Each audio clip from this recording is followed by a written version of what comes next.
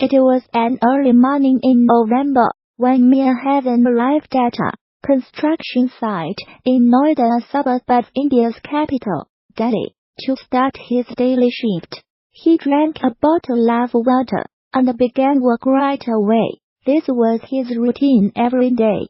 But a few hours later, he fell from the high-rise building and died. He should have had a harness, a good protective helmet, boots with a firm grip and an insurance policy against accidents. But he did not have any of these things, which construction firms are legally required to give workers. However, many firms do not follow the rules in order to save money and end up neglecting the well-being of the very people who form the backbone of their business. Mir Hasan's death was not an isolated incident. More than 5 workers died in 2018 in Noida in a similar manner, and many more suffered injuries.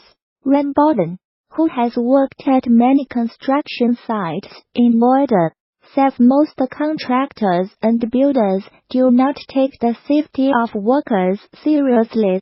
Sometimes we get helmets, but they are mostly old and ill-fitting, and the boots are not of good quality. He says, each worker is aware of the risks and we get scared when we hear about other workers' deaths. But we do not have an option. We have to keep working without safety equipment. Ram left Delhi last year to work at construction sites in Allahabad city in northern India. The deaths of my colleagues scared me, he says. I now work at smaller construction sites where working conditions are still risky but manageable.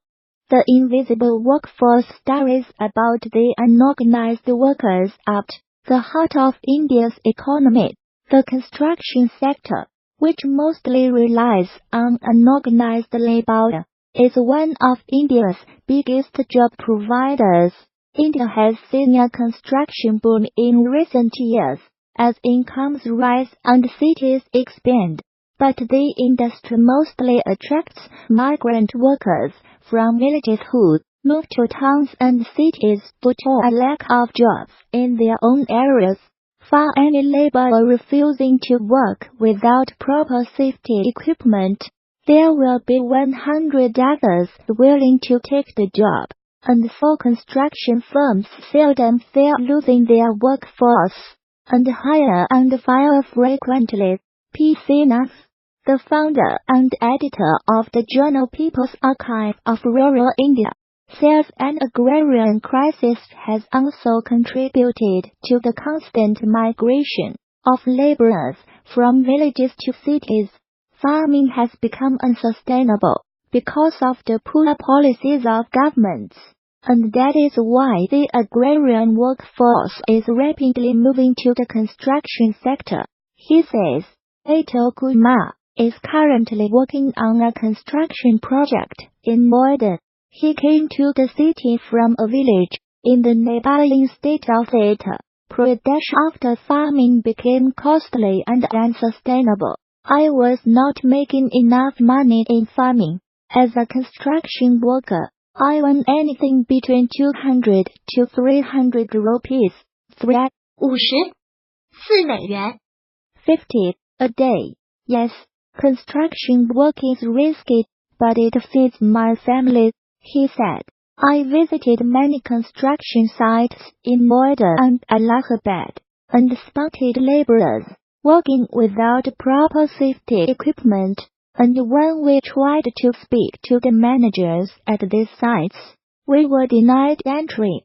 I met Rakesh Kumar, who did not want to use his real name, living in a temporary hut with his family near a construction site. His 2 children were playing outside with sandals of a building.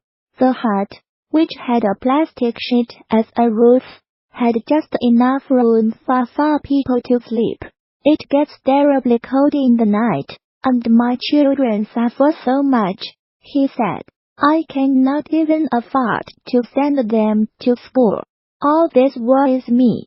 but then arranging to meet day for them becomes more important than educating them. He added that contractors often abuse laborers when they ask for safety gear. Sometimes we are beaten up as well. Guy Adin, 55, started working in the construction sector when he was 15 years old. My back now hurts after years of manual labor, he says, but I do not have any other skills. I have resigned to the fate and have no hopes from any government. I am trying to save whatever little I can for a time when my body won't allow me to do manual work. Guy Adin cannot ask for a higher wage because there is a lot of demand for these jobs. Mr. Senath says this is one of the reasons that construction firms prefer to hire workers from faraway places.